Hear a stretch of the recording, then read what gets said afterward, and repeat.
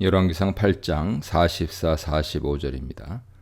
이달락은 솔로몬의 6번째 강구로 전쟁에 나갈 때 기도입니다. 여기서 솔로몬은 적과 싸울 때 주께서 보내신 길로 나간다고 표현하는데, 이것은 자신들이 하려는 전쟁이 하나님께서 허락하시거나 혹은 하나님께서 싸우라고 명령하신 것이라는 사실을 밝힌 것입니다. 이스라엘에서 전쟁할 때는 항상 제사장이나 선지자를 통해 전쟁에 나가도 좋은지, 나가면 승리할 것인지 하나님께 여쭙고 허락이나 승리 확답을 얻고 나갔습니다. 특히 전쟁은 하나님 손에 있기 때문에 전쟁에 나갈 때 하나님 도우심은 절대적이죠. 주께서 택하신 성읍은 예루살렘을 뜻하는데, 현재 이곳에는 성전이 있기에 예루살렘은 거룩한 성전의 의미가 확장된 거룩한 도시로 생각되었습니다. 이런 사상은 포로 후기에 느헤미야가 예루살렘 성벽을 완성한 뒤에 성전과 함께 성벽까지 여호와 앞에 거룩한 것으로 성별하며 봉헌하는 것으로 구체화합니다. 솔로몬은 성전과 예루살렘을 향하여 기도하면 하나님께서 그들의 기도와 간구를 들으시고 그들의 일을 돌봐 달라고 기도드립니다. 하나님의 진짜 보좌는 하늘에 있기 때문에 백성들이 어느 곳에 있든지 하나님께서는 백성들 기도를 들으실 수 있습니다. 여기서 하나님께서 장소에 묶여있는 분이 아니라는 사상이 잘 드러나죠. 솔로몬은 그들이 결정한 것이 이루어지게 해달라고 기도하는데, 인간이 계획하지만 이루시는 분은 하나님이시라는 사상을 반영하고 있습니다. 이들이 계획하는 대로 전쟁에 승리할 수 있도록 도와달라는 의미죠. 46절로 51절입니다. 이 구절은 마지막 7번째 강구로 포로로 잡혀갔을 때 기도입니다. 46절에서 솔로몬은 모든 사람이 범죄하였다 하는 고백으로 시작해서 이스라엘 백성이 포로로 적국에 끌려가는 원인을 이스라엘 백성이 범죄했기 때문이라고 말합니다. 이렇게 백성들이 범죄했기 때문에 하나님께서는 이들에게 진노하시고 이들을 적에게 넘기셨다는 것은 포로가 되는 것도 하나님 심판으로 보고 있는 것이죠. 47절에서 스스로 깨닫고 라는 것은 마음을 돌이키다 라는 의미로 죄를 깨닫고 하나님을 다시 바라보게 되었다는 의미입니다. 이렇게 마음에서 죄를 깨달은 후에 하나님께 회개하며 하나님께 간구해야 하는 것이죠. 돌이키다 하는 것은 회개하다라는 의미입니다. 돌이킨 후에 가장 먼저 하나님께 기도드릴 내용은 죄에 대한 고백이죠. 솔로몬은 직접 화법으로 우리가 죄를 지었습니다. 우리가 율법을 어겼습니다. 우리가 악을 행하였습니다. 라고 고백하라고 합니다. 죄의 고백을 3번이나 하는 것은 구체적으로 자신이 어떤 죄를 지었는지 분명하게 고백하라는 의미입니다. 앞에서도 계속 강조하는 것처럼 회복하는 데 가장 중요한 것은 죄를 깨닫고 자신의 죄를 고백하는 것이죠. 죄를 감추며 시인하지 않거나 남의 탓으로 돌리는 것은 회개가 아니며 하나님 용서를 받을 수 없습니다. 죄를 지었다고 고백할 때 무슨 죄를 어디서 어떻게 지었는지 분명히 말할 수 있어야 합니다. 48절에서 여호와께 기도하는 데 있어 2가지가 강조되죠. 하나는 온 마음과 온 뜻으로 돌아와야 한다는 것입니다. 이것은 말뿐 아니라 삶과 생각 등 모든 부분에서 회개하고 하나님 말씀에 순종하는 것을 의미합니다. 하나님께 용서를 받으려면 죄를 고백할 뿐 아니라 진정으로 삶의 방식을 죄를 짓던 세상 방식에서 돌이켜 하나님 방식으로 바꿔야 합니다. 그러므로 사람이 진정으로 회개했는지 아닌지는 그의 삶의 방식이 이전과 달라졌는지 아닌지를 보면 어느 정도 알 수 있죠. 마찬가지로 거듭났다고 말하면서도 삶의 모습이 이전과 다르지 않다면 과연 진정으로 거듭났는지 의문을 가져야 합니다. 둘째는 성전을 향해 기도하는 것이죠. 이것은 44절과 동일합니다. 비록 먼 곳 이방 땅에 있어서 성전에 직접 올 수 없는 경우 하나님을 생각하고 하나님의 이름을 부르며 성전을 향해 기도하는 것입니다. 성전은 하나님과 이스라엘 백성이 만나는 매개체므로 성전을 향하여 기도드리는 것은 결국 하나님을 향해 기도드리는 것이죠. 솔로몬은 성전이 이스라엘 땅에 있는 사람뿐만 아니라 이스라엘 땅에 거하지 못하는 포로들에게도 하나님께 기도드리는 기도처가 되기를 기대하고 있습니다. 49절은 45절과 거의 동일한 구문으로 하나님께서 기도와 간구를 들으시고 그들을 판단대로 행해달라고 요청합니다. 50절은 포로된 사람들에 대한 특별한 간구입니다. 솔로몬은 이스라엘 자손을 당신의 백성이라고 표현하면서 죄를 용서해달라고 요청하죠. 당신의 백성이라는 표현은 출애굽기 32장에서 모세와 하나님께서 범죄한 이스라엘 백성에 대해 서로 당신의 백성이라고 하는 모습을 떠올리죠. 결국 하나님께서는 모세 중보 기도로 이스라엘 백성에게 긍휼을 베푸시고 모두 죽이겠다는 말을 거두십니다. 그때처럼 여기서도 솔로몬은 긍휼함이라는 표현을 사용합니다. 다만 하나님께서 직접 긍휼함을 베풀어 달라고 하지 못하고 그들을 사로잡아간 자들이 긍휼히 여길 수 있게 해달라고 요청합니다. 긍휼히 여기다 라는 말을 2번이나 반복하고 있죠. 여기서 솔로몬은 포로된 자들이 돌아오게 해달라고 기도하지는 않습니다. 솔로몬은 돌아오지 못하는 것을 전제로 돌아오지 못하고 포로된 곳에서 노예로 살아야 하는 사람들이 그곳 사람들에게서 긍휼을 얻어 잘 살 수 있게 해달라고 기도한 것이죠. 이것은 당시 일반적인 전쟁 상황을 배경으로 합니다. 고대 전쟁에서는 전쟁에서 지면 점령된 지역 사람들을 노예로 삼기 위해 포로로 끌고 가며 적군의 지역을 공격하여 포로된 사람들을 되찾아오기 전까지 이들은 고향으로 돌아오기 어렵습니다. 그렇기 때문에 솔로몬은 이스라엘로 돌아오지 못하는 이들을 위해서 특별히 그들이 있는 곳에서도 하나님의 이름을 부르는 자들은 여전히 하나님께서 특별히 구원하시고 자신의 소유로 삼으신 하나님의 백성이기 때문에 하나님의 도우심과 보호하심이 있기를 기도한 것이죠. 훗날 이스라엘이 바벨론 포로로 끌려갔을 때 다니엘은 솔로몬의 이 기도를 기반으로 예루살렘을 향하여 하루에 3번 여호와께 기도드렸습니다.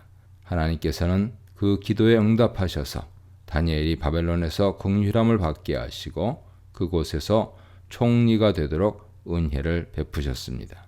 52, 53절입니다. 7가지 간구를 마친 솔로몬은 기도를 마무리합니다. 하나님의 눈을 열어 종과 백성들의 간구를 보아주시고 부르짖음을 들어달라고 요청합니다. 눈으로 보고 귀로 들어달라는 요청은 솔로몬이 기도를 시작한 28, 29절에서 이미 언급한 것을 다시 반복한 것입니다. 기도 맨 마지막에 자신들이 왜 하나님께 이런 요청을 할 수 있는 자격이 있는지 언급합니다. 그것은 하나님께서 애굽에서 구원하시며 시내산 언약에서 모세에게 말씀하신 것처럼 이스라엘 백성은 하나님이 만민 가운데서 특별히 구별하여 세우신 하나님의 기업이기 때문입니다. 이런 솔로몬의 고백은 출애굽기 19장 20장에 나온 시내산 언약을 배경으로 하고 있습니다. 솔로몬은 결론적으로 시내산 언약을 통해 이스라엘이 하나님의 소유라는 사실을 강조하며 기도를 마칩니다. 즉 솔로몬의 모든 기도의 근간은 이스라엘이 하나님의 언약 백성이라는 것이죠. 이처럼 우리도 하나님께 기도할 수 있는 근거는 우리가 하나님의 자녀이기 때문입니다. 이 문단에서는 전쟁의 주도권을 쥐고 계신 하나님, 어디서든 기도를 들으시는 하나님, 온 마음의 회개만을 받으시는 하나님에 대해 묵상해 보시기 바랍니다. 54절로 56절입니다. 하나님께 간구를 마친 솔로몬은 이제 백성들을 향해 축복하기 시작합니다. 54절에서 솔로몬의 기도하는 모습이 자세히 설명되는데 무릎을 꿇고 손을 하늘을 향하여 펴고 했다고 합니다. 이 모습은 22절과 조금 다른데 22절에서는 회중을 마주보고 하늘을 향하여 손을 펴고 했다고 묘사합니다. 둘을 합하여 보면 솔로몬은 회중을 마주보고 무릎을 꿇고 하늘을 향하여 손을 펴고 기도한 것이 되죠. 54절에서 22절과 다르게 무릎을 꿇었다는 사실을 언급한 것은 55절에서 서서 백성들을 축복했다는 사실과 대조하기 위한 것입니다. 여호와께 기도할 때는 겸손하게 무릎을 꿇었지만 백성들 앞에서는 왕의 위엄을 가지고 서서 축복한 것이죠. 솔로몬은 많은 백성들이 들을 수 있도록 큰 소리로 축복합니다. 축복은 복의 근원이 되시는 여호와께 대한 찬양으로 시작하는데 찬양의 이유는 여호와의 신실하심이죠. 솔로몬은 여호와께서 모세를 통해서 주신 좋은 약속들을 모두 이루셨다고 고백합니다. 이스라엘이 가나안 땅에 정착한 것을 모세를 통해 주신 약속의 성취라고 본 것이죠. 태평이라는 단어가 안식처, 즉 하나님께서 이스라엘에게 기업으로 주신 가나안 땅을 의미하기 때문입니다. 하나님께서 약속을 완전히 성취하셨다는 것을 강조하기 위해 하나님께서 하신 말씀이 하나도 떨어지지 않았다고 표현합니다. 솔로몬이 하나님의 신실하심을 강조한 이유는 이 신실함에 기대어 하나님께 축복을 달라고 간구하기 위해서입니다. 57절로 60절입니다. 축복 내용으로서 첫째는 하나님께서 우리와 함께 해달라는 것입니다. 솔로몬은 하나님께서 조상들과 함께 계셨던 것처럼 현재 우리와 함께 하시고 떠나지 말고 버리지 말아 달라고 요청합니다. 이스라엘이 출애굽한 것과 가나안 땅을 차지한 것과 다윗 왕정이 세워진 모든 것이 하나님께서 함께 하시며 도와주셨기 때문이라는 것을 분명히 고백하며 앞으로도 계속해서 하나님이 자신들과 함께 해달라고 간절히 요청합니다. 떠나지 마십시오, 버리지 마십시오 라고 비슷한 말을 반복적으로 사용하여 솔로몬의 간절함을 강조하고 있습니다. 둘째는 하나님께서 원하시는 길을 걸을 수 있도록 그리고 하나님께서 명령하신 계명과 법도와 윤리를 지킬 수 있도록 백성들의 마음을 붙잡아 달라고 요청합니다. 이스라엘 백성들이 하나님 방법대로 살며 하나님의 율법을 지킬 수 있는 가장 근본적인 힘은 하나님의 임재를 경험하는 것이기 때문에 하나님의 은혜와 도우심이 있어야 이스라엘 백성들이 하나님의 율법대로 살 수 있는 것이죠. 이렇게 하나님 말씀에 순종하는 것도 하나님의 은혜와 도우심이 있어야 하므로 우리는 우리의 연약한 부분을 하나님께 이야기하며 날마다 도와주시고 동행해 달라고 기도해야 합니다.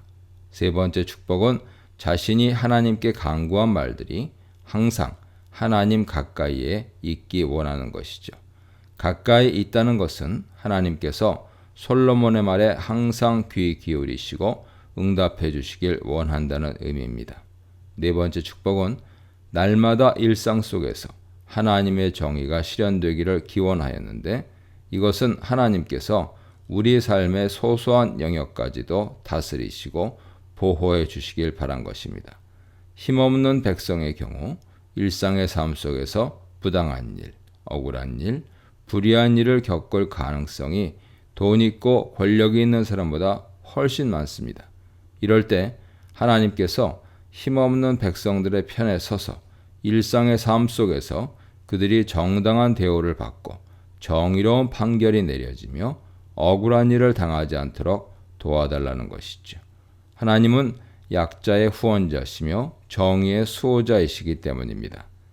60절은 이렇게 요청하는 이유를 설명하는데 이를 통해 모든 민족이 하나님만이 신이라는 것을 알게 하기 위해서입니다.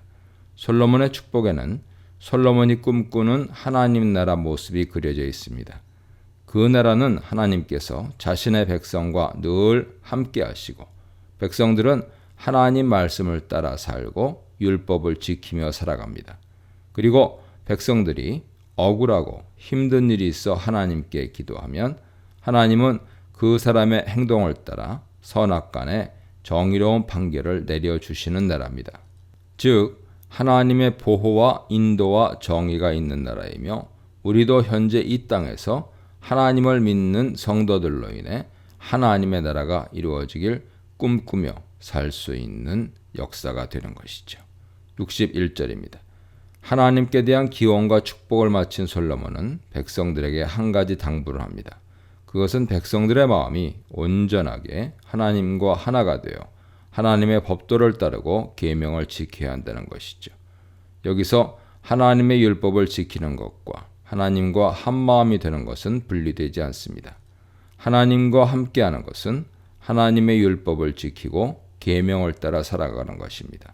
하나님과 함께한다고 하면서 하나님 말씀에 순종하지 않고 자신의 마음대로 살고 범죄하며 사는 것은 거짓 신앙입니다.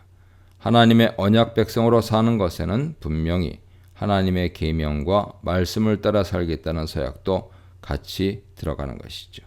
솔로몬과 구약은 입으로 신앙을 고백하는 것과 삶으로 하나님의 계명을 따라 사는 것을 절대 분리하지 않습니다. 62절로 66절입니다. 기도와 축복이 끝난 후 솔로몬은 14일 동안 여호와 성전을 봉헌하며 축하합니다. 신년 축제 7일과 초막절 7일 모두 14일 동안 축제를 열어 매우 특별하게 성전 봉헌식을 했습니다. 63절에서 솔로몬은 화목제를 드렸다고 하는데 화목제는 감사제와 서원제와 자원제로 분류되므로 성전 건설에 대한 감사를 표현하는데 적절한 제사입니다.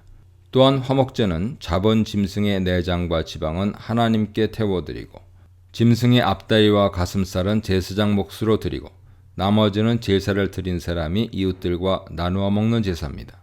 그러므로 하나님께 제사를 드리고 서로 고기를 나누며 즐거운 잔치를 벌일 수 있는 화목제야말로 성전 봉헌 축제에 가장 잘 어울리는 제사죠. 이때 하나님께 드린 제물 양은 소가 22,000마리요 양이 12만 마리였습니다. 엄청난 양의 화목제가 드려진 것은 그곳에 참여한 사람들이 매우 많았고 매우 성대하고 풍성하게 축제가 치러졌다는 것을 뜻합니다. 64절은 드리는 제물이 너무 많고 번제단은 그 제물을 감당하기에는 너무 작아 성전 앞들 일부를 거룩하게 구별하여 그곳에서 제사를 드렸다고 부연 설명합니다. 65절을 보면 하맛 어귀에서부터 애굽강까지 온 이스라엘의 큰 회중이 모였다고 말하는데 이것은 이스라엘 전국 각지에서 많은 사람들이 참여했다는 것을 강조합니다. 63에서 65절까지 봉헌식 장면에서 가장 강조된 것은 전국에서 많은 사람들이 참여하여 매우 성대하게 봉헌식을 했다는 것이죠. 66절에서 8째 날에 백성들을 돌려보냈는데 이것은 두 번째 7일이 지난 8째 날로 실제로는 15째 날입니다. 66절은 봉헌식에 대한 총평으로 이곳에 참여한 모든 사람들은 여호와께서 다윗과 이스라엘 백성에게 베푸신 은혜로 인해 기뻐하며 즐거워했다고 합니다. 이날이 이스라엘 역사 전체에 있어서 가장 영화롭고 행복한 날이 아니었을까 생각합니다. 가나안 땅을 차지하고 다윗 왕조가 세워지고 하나님 성전이 세워지고 그곳에 하나님께서 함께 하시니 이보다 좋을 수 없는 행복하고 기쁜 날인 것이죠. 이 문단에서는 솔로몬은 백성을, 백성은 솔로몬을 축복하다. 하나님과 백성을 향해서 호소하는 솔로몬, 예배하는 백성과 안식을 주시는 하나님에 대해 묵상해 보시기 바랍니다.